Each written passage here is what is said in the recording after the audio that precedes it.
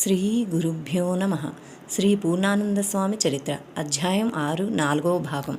1980లో ఒకరోజు స్వామివారు చల్లా కృష్ణమూర్తి గారి కుటుంబంతో కలిసి మధుర, బృందావనం వంటి క్షేత్రాల సందర్శనానికి వెళుతుండగా కృష్ణమూర్తి గారి మనసులో ఇంతటి మహాపురుషులు కూడా సామాన్య మానవునిలా క్షేత్ర దర్శనానికి వెళ్ళవలసిందేనా అనే అనుమానం రాగానే సర్వజ్ఞులైన స్వామివారు వెంటనే, కృష్ణమూర్తి, స్వామీజీ క్షేత్రాలకు వెళ్తున్నారంటే అది క్షేత్రం కొరకే గాని స్వామీజీ కొరకు కాదు అని గంభీరంగా అన్నారు. అది నిజమేనని ధృవపరుస్తూ కృష్ణమూర్తి గారు ఇలా వివరిస్తున్నారు. స్వామివారు ఢిల్లీలో మా ఇంటికి విచ్చేసినప్పుడు మేము వారితో కలిసి ఎన్నో క్షేత్రాలకు వెళ్ళాము. నేనప్పుడు స్వామివారు ఏ క్షేత్రానికి వెళ్ళినా వారు ప్రవర్తించే ఒక విచిత్రమైన తీరు గమనించాను. అదేమిటంటే, మిగతా వారిలా స్వామివారు ఏ క్షేత్రానికి వెళ్ళినా అక్కడున్న విగ్రహాలకు నమస్కరించరు. బదులుగా వారు తమ 2 చేతుల చూపుడు వేళ్లను, బొటన వేళ్లను అస్త్రాగ్రంలా ముద్ర వేసుకుని ప్రతిష్ఠా విగ్రహం క్రింద స్థాపించి ఉన్న శక్తి యంత్రాన్ని లక్ష్యంగా పెట్టుకుంటారు. స్వామివారు తమ అపారమైన దివ్యశక్తిలో ఎంతో కొంత శక్తిని ఆ గుడికి వస్తున్న భక్తులకు అందాలనే ఉద్దేశంతో ఆ శక్తి యంత్రంలోకి ప్రసరింపజేస్తున్నారని ఆ తర్వాత నాకు అర్థమైంది. ఇది నా ఒక్కని అనుభవం మాత్రమే కాదు, స్వామివారి ప్రారంభ శిష్యులైన కేబీవీజీ, బీఆర్కే, వెంకటరామరాజు గారు మొదలగు వాళ్లకు కూడా ఈ విషయం తెలిసిందే. స్వామివారు ఇలా ఏ క్షేత్ర సందర్శనానికి వెళ్ళినా ఆ క్షేత్ర దేవతలు వారికి ఆచారోపచారాలు చేయడం ఆనవాయితీ. 1980లో స్వామివారు ఒకరోజు సాయంత్రం చల్లా కృష్ణమూర్తి గారితో కలిసి ఢిల్లీలోని శ్రీ విఘ్నేశ్వర స్వామి దేవాలయం మరియు శ్రీ సుబ్రహ్మణ్య స్వామి దేవాలయంతో కూడిన మలై మందిర్కు వెళ్ళారు. మొదట వాళ్ళు గణపతి దేవాలయానికి వెళ్ళగా అక్కడ హారతి జరుగుతోంది. భక్తులెందరో ఇరువైపులా నిలబడి ఉన్నారు. అప్పుడు వాళ్ల మధ్యలోంచి స్వామీజీ వెళుతుంటే వారి వెనకాల కృష్ణమూర్తి గారు కూడా గర్భగుడిలోనికి వెళ్ళబోగా గర్భగుడికి కొన్ని అడుగుల దూరంలో ఉన్న ఒక చిన్న గేటు తెరుచుకుని స్వామివారు నేరుగా లోపలికి వెళ్ళారు. కానీ అతను ఆ గేటు దగ్గరకు వచ్చేసరికి నీవిక్కడే ఉండిపో అని అతనిలోంచి ఎవరో హెచ్చరించగా అతను అక్కడే ఉండిపోయారు. లోపలికి వెళ్ళిన స్వామీజీ సరాసరి గణపతి విగ్రహం దగ్గరకు వెళ్ళగా విగ్రహానికి హారతిస్తున్న అర్చకులు వెంటనే అవే మంగళ మంత్రాలతో స్వామివారికి హారతి ఇవ్వడం మొదలుపెట్టారు. హారతి తర్వాత ఆ అర్చకులు వారికి నమస్కరించి గణపతి విగ్రహానికి వేసిన ఒక పెద్ద పూలమాల తీసి స్వామీజీ మెడలో వేసి మళ్ళీ నమస్కరించుకున్నారు.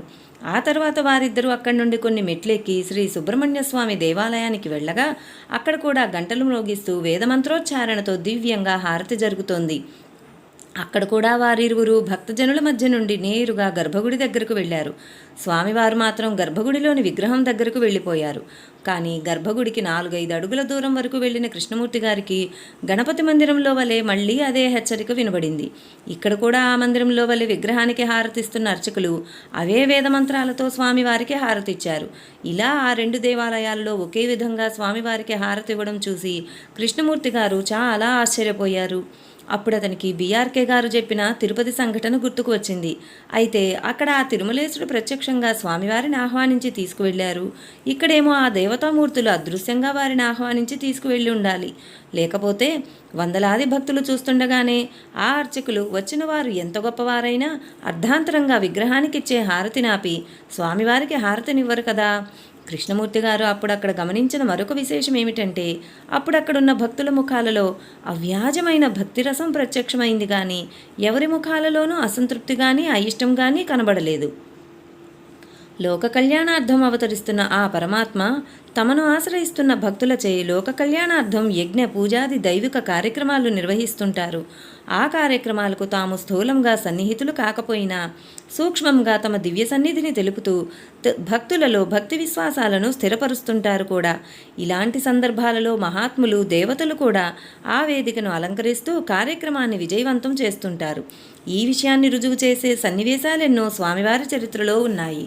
శ్రీ స్వామివారి అనుమతి ఆశీస్సులతో 1993 సంవత్సరం నుండి గిద్దలూరులోని స్వామివారి భక్తులు కె సత్యనారాయణ మాస్టర్ గారి నేతృత్వంలో ప్రతి సంవత్సరం స్వామివారి ఫోటో ఒక వేదికపై అలంకరించి 5 రోజులు కేవలం ఆంధ్ర రాష్ట్రంలోనే కాక తమిళనాడులోని శ్రీరంగము, మహారాష్ట్రలోని పండరీపురం వంటి క్షేత్రాలలో కూడా లోక కళ్యాణార్థం అష్టాక్షరి అక్షర లక్ష మహాయజ్ఞం చేస్తున్నారు.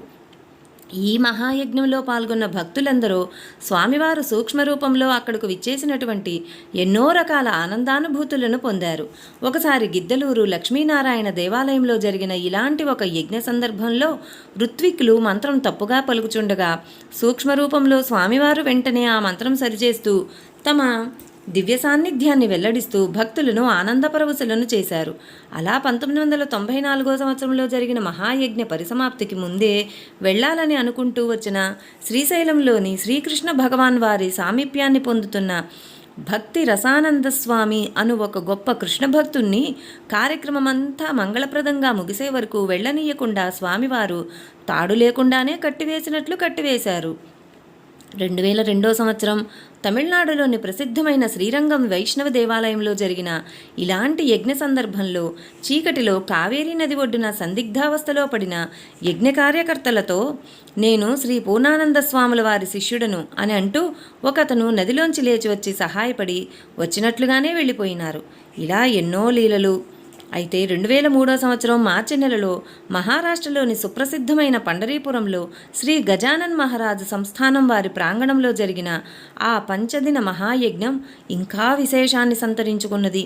యజ్ఞం ప్రారంభం నుండే భక్తులు రావడం మొదలైంది. రెండవ రోజు కూడా భక్తులెందరో వచ్చారు. అందులో ప్రౌఢ గంభీరంగానున్న ఒక అతను రాగా యజ్ఞ కార్యకర్తలు వారిని సాదరంగా ఆహ్వానించి కూర్చోపెట్టారు.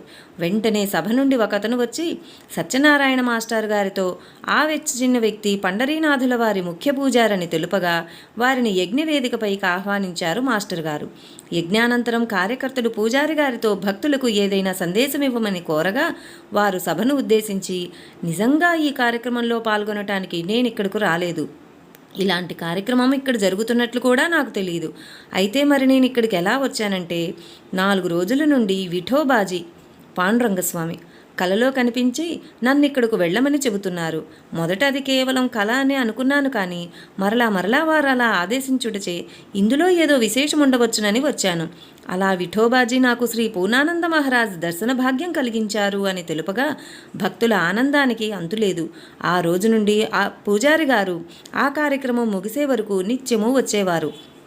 పైగా శ్రీ పాండురంగస్వామి సంస్థానం వారు మరియు షేగావ్ శ్రీ గజానన్ మహారాజు వారి సంస్థానం వారు శ్రీ స్వామివారికి వస్త్రాలు నైవేద్యాలు కూడా సమర్పించి గౌరవించారు.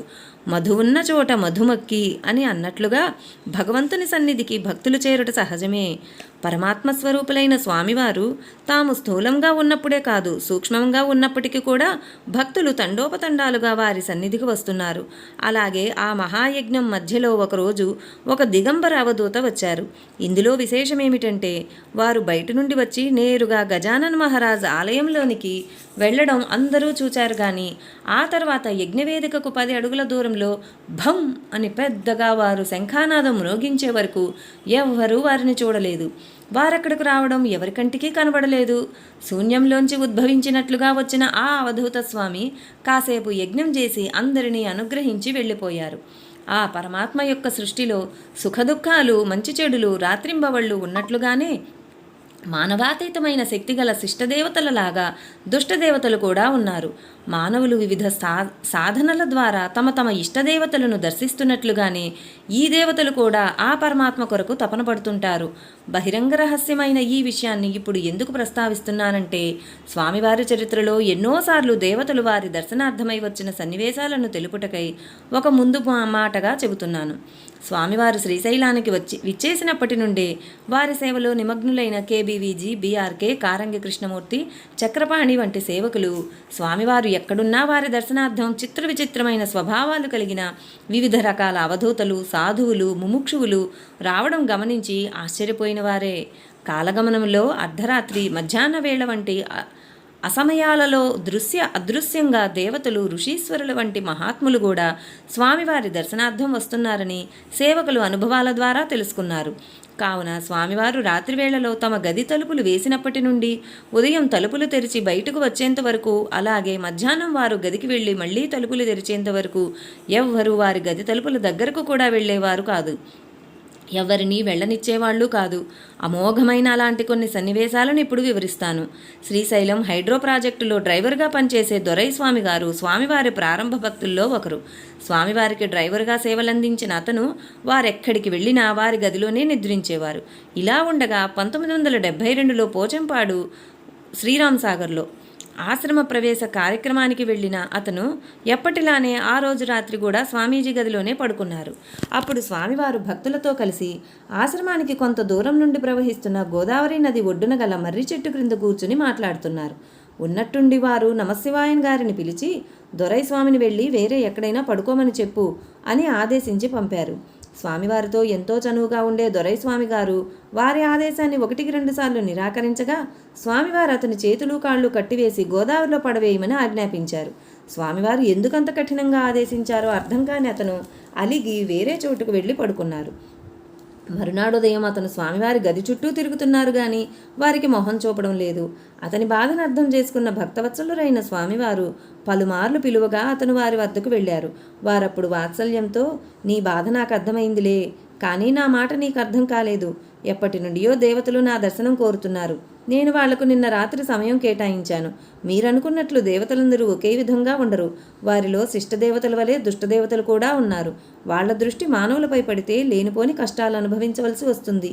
కాబట్టి నిన్నక్కడి నుండి పంపవలసి వచ్చింది అని విశదీకరించగా స్వామివారికి తనపై గల ప్రేమ వాత్సల్యానికి కరిగిపోయి విలపిస్తూ వారి పాదాలపై పడి క్షమాపణ వేడుకున్నారు.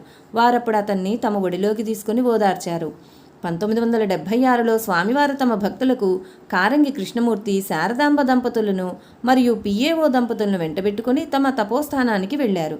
ఒకరోజు కృష్ణమూర్తి దంపతులు రాత్రి 10 గంటలు దాటాక సిద్ధమహాముని గుహలో కూర్చొని స్వామివారితో మాట్లాడుతుండగా ఉన్నట్లుండి ఆకాశాన్నందుకుని వేలాది చిచ్చుబుడ్లను మించిన వెలుతురు ఆ గుహ దగ్గర కనబడింది.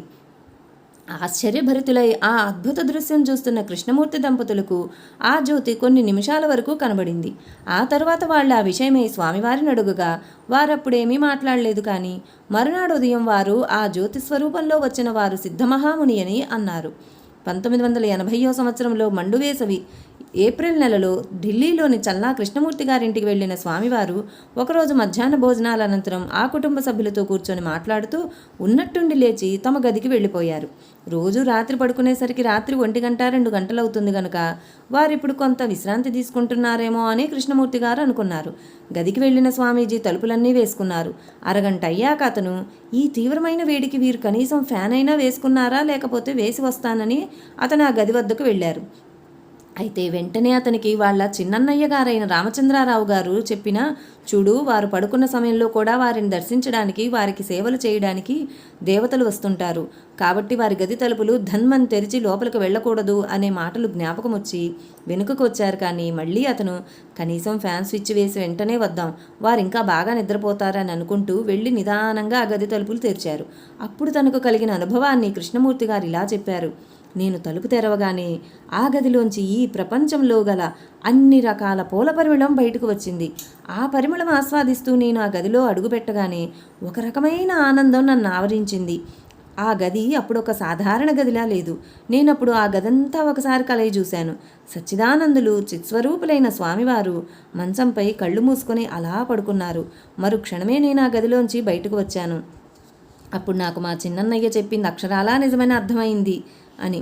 స్వామివారు ఈ నిద్ర విషయానికి వస్తే ఒకరోజు బీఆర్కే గారు, స్వామీజీ, నేను ఒక విషయం అడగవచ్చా అని అడుగగా వారొక చిరునవ్వుతో అనుమతించారు.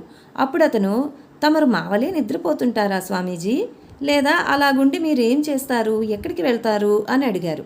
స్వామివారప్పుడు అతన్ని అలా చూస్తూ, యోగుల నిద్ర మీరనుకునే నిద్ర కాదు, వారికి అది అవసరం కూడా లేదు. సామాన్య మానవులు గంటల తరబడి ఎందుకు నిద్రపోతున్నారంటే వారికి శారీరక విశ్రాంతి అవసరం కనుక. యోగులు కావాలంటే ఈ విశ్రాంతిని ఒక్క క్షణంలో పొందవచ్చు. మీ దృష్టికి గోచరిస్తున్నటువంటి ఆ నిద్ర సామాన్యమైన నిద్ర కాదు, అది యోగ నిద్ర. ఆ నిద్రలో వాళ్ళు సామాన్య మానవులకు అనూహ్యమైన కొన్ని ప్రక్రియలలో ఉంటారు. బ్రహ్మానందం వంటి పరమానందంలో మునిగి తేలుట అందులో ఒకటి. మా గురించి చెప్పాలంటే మాకెన్నో పనులుంటాయి. అలాగే మేము ఆ ఆనందంలో కరిగిపోతాము. మళ్ళీ మీకోసం పాల నుండి వెన్న తీస్తున్నట్లుగా అందు నుండి ఉద్భవిస్తాము. ఇది నిరంతరం జరుగుతున్న ఒక ప్రక్రియ అని బోధించారు. హైదరాబాదు చందానగర్ వాస్తవ్యులైన కె కృష్ణమూర్తి గారు 1972లో స్వామివారిని BHEL క్వార్టర్స్లోని PAVR కృష్ణమూర్తి గారింటిలో దర్శించుకున్నారు. ఆ సందర్భంలో ఆ ఇంటి వాళ్ళు స్వామివారికి పెరుగు ఇవ్వగా వారు కొంత సేవించి మిగతా పెరుగును అక్కడున్న భక్తులకు ప్రసాదంగా ఇచ్చారు. ఆ ప్రసాదం తీసుకున్న కృష్ణమూర్తి గారికి తన శరీరంలోకి ఏదో ఒక కొత్త శక్తి ప్రవేశించినట్లు అనిపించింది. ఆశ్చర్యభరితుడైన అతను అప్పటి నుండి స్వామివారు ఎక్కడున్నా వారి దర్శనానికి వెళ్ళేవారు. ఇలా ఉండగా 1973 సంవత్సరంలో గురు పౌర్ణిమ కార్యక్రమాలు మియాపూర్ ఆశ్రమంలో జరిగాయి. ఆ కార్యక్రమాలన్నీ పూర్తయ్యేసరికి చాలా పొద్దుపోయింది.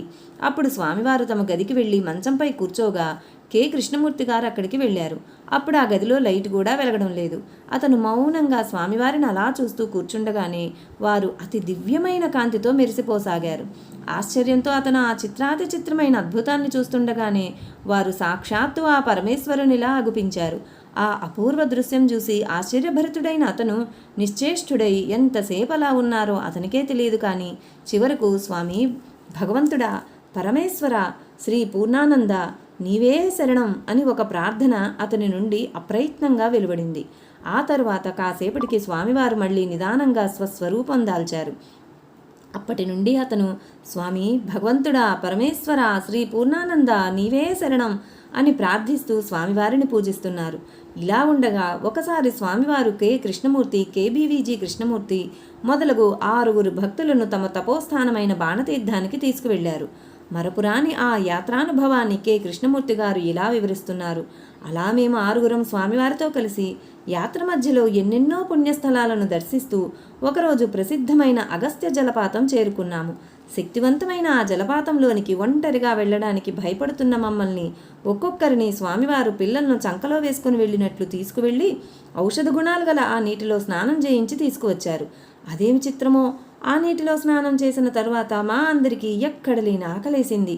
సర్వజ్ఞులు, కరుణామయులైన స్వామివారు అప్పటికే ఎవరి చేతనో ఒక బుట్ట నిండా టిఫిన్ తెప్పించారు. అందరం కడుపు నిండా తిని నిద్రపోయాం. అదేమి నిద్రనో ఏమో, నాకైతే ఆ గాఢ నిద్ర నుండి లేచేసరికి నేనేదో క్రొత్త లోకంలోకి వచ్చి పడినట్లు అనిపించింది. ఇల్లు వాకిలి గురించి కానీ ఊరు ఉద్యోగం గురించి కానీ ఎటువంటి ఆలోచన లేకుండా కేవలం స్వామివారిలో పూర్తిగా లీనమైపోయాను. వారుంటే చాలు అనే ఒక భావం మాత్రం నాలో మిగిలిపోయింది.